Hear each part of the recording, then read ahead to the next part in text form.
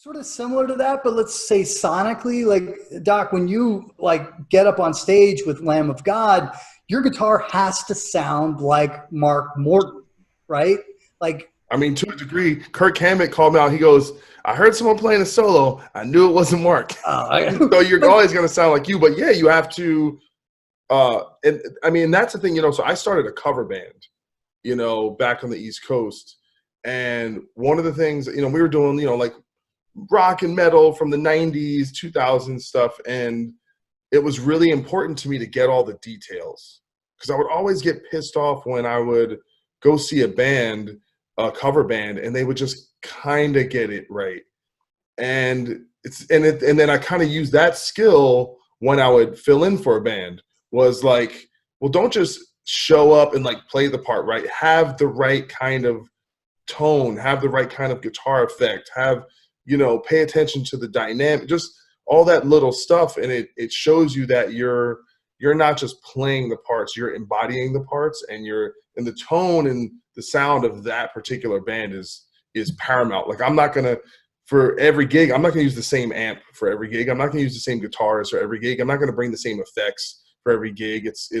And slowly over time, especially like on an instrument level, I'm always trying to get different types of guitars for different gigs because you need that versatility, and that's, like I said, it's just and those are the things, because I've kind of, doing the cover band and being, and bringing a lot of musicians in, you get to see how other people approach the same idea. Are they paying attention to the details like me, or are they kind of just doing a once over? And it really gives you, and I think it's something, part of the reason why I keep getting these cool gigs is that people see that I'm paying attention to those things and I'm going a little bit beyond just playing it properly. Because it drives me crazy if I have another guitar, because I do a lot of bands with two guitar players, and when that other guitar player is not paying attention to those details or using the wrong kind of effect, or maybe it's using too much distortion in one part or not enough distortion, it drives me crazy. Oh, and Doc used the word versatility, and I kind of want to segue there because I think that it's a good topic. Like being a multi-instrumentalist, I imagine for both you and Gerardo are great at a number of different instruments. Your ability to sing and to do harmonies, are things like that the competitive differentiator between you and other musicians in your scene who'd be going for the same kinds of gigs? Me? No, sorry, for Owen. Yeah, I think singing definitely helps. It's you have to have a pretty good budget to take out a group of background singers. It's a lot easier to just get the guitar player and bass player to sing the harmonies. But if they can't, then so I think the singing for sure. Multi-instrumentalist, I mean, maybe a broader question is, for example, if you play bass, can you also jump on synth bass and do a song like that? If you play drums, are you also proficient with the SPDS or another type of sampling instrument? For guitar, of course, there's a million different pedals and amp configurations and things that it probably helps you have a leg up to be familiar with. But again, I think that all comes back to part of being prepared for your job is sort of, looking at the things that you might be asked to do, or looking for things that maybe would help the show, and sort of being able to say, well, I actually know how to do this. So on this song, maybe instead of playing guitar, I'll jump over and hit this trigger pad, and I'll work on getting the samples this weekend or something like that. So to answer your question, yeah, I think it is helpful to just have a broad a skill set as you can, especially now when going out and playing music. It's not like the Beatles at Shea Stadium, with a couple amps and a couple instruments. There's a lot going on now, from everything, from backing tracks to vocorders and harmonizers, and there's a lot of things that I think it's just useful to have in your bag of tricks. And has that been a learning process for you, or did you, just arrive in New York City and know what you needed to know? I think, it's just like hanging out with, having mentors, get the first gigs you get. There's always going to be, there's usually going to be somebody in the room that's been doing it longer than you have and knows, if not more than you, then has a specialty that they can share with you.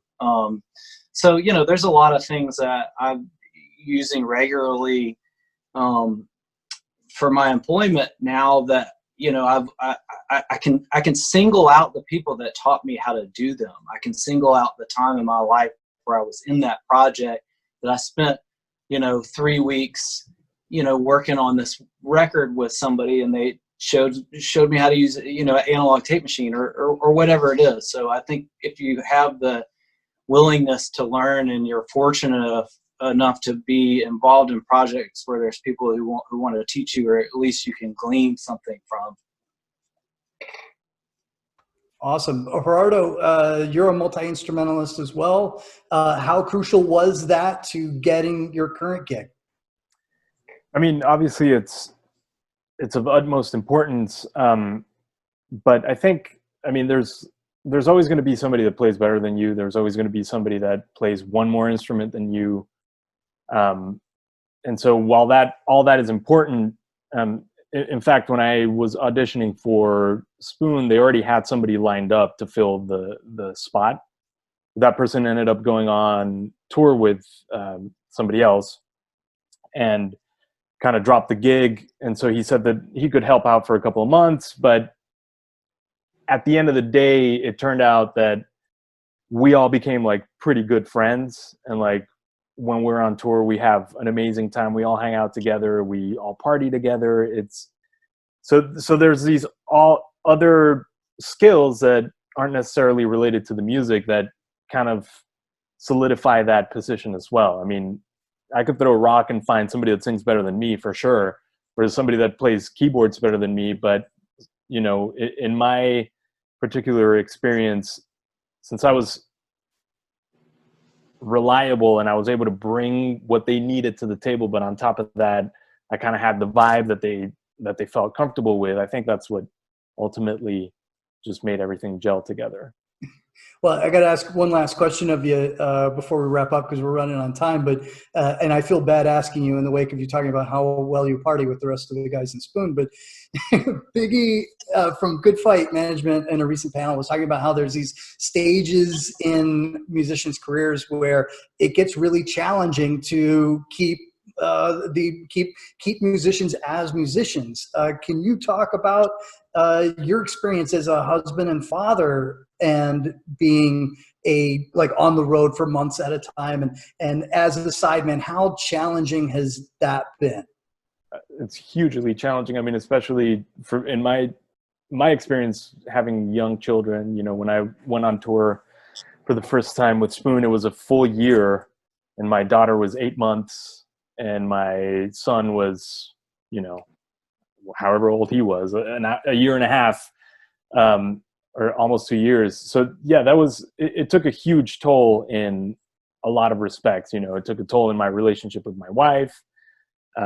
It is emotional stress from being away from my children, feeling guilty that I'm on the road. And, after an awesome gig, we fucking killed it. Let's go to the bar and have fun.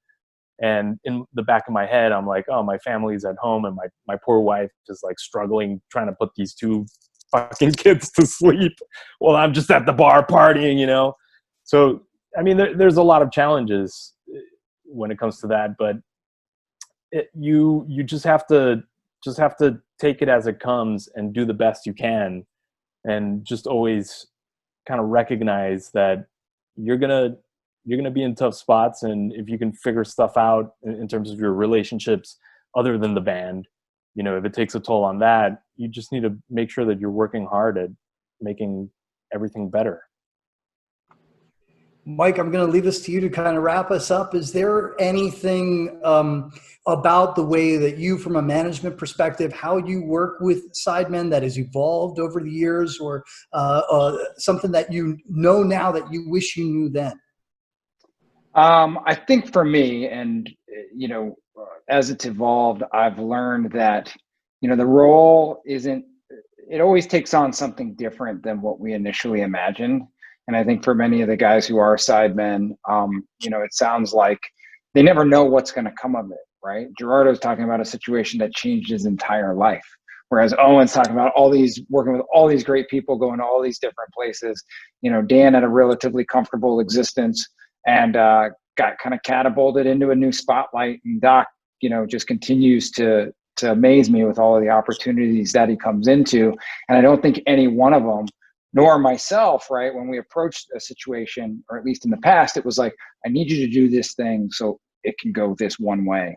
And what's been great is the addition of new blood, new perspective, new attitudes always changes the course in a way that oftentimes, in my experience, ends up better than I could have ever imagined it. So I want to thank you guys. This is really amazing. Really, really great. Thank you, Paul, for putting this one together. Thank you. Hey, thank you, everybody. Really appreciate it. I can't tell you how I've fanboyed more in the past hour than probably any time else in my entire life. So this is pretty cool. I hope I kept it inside until now.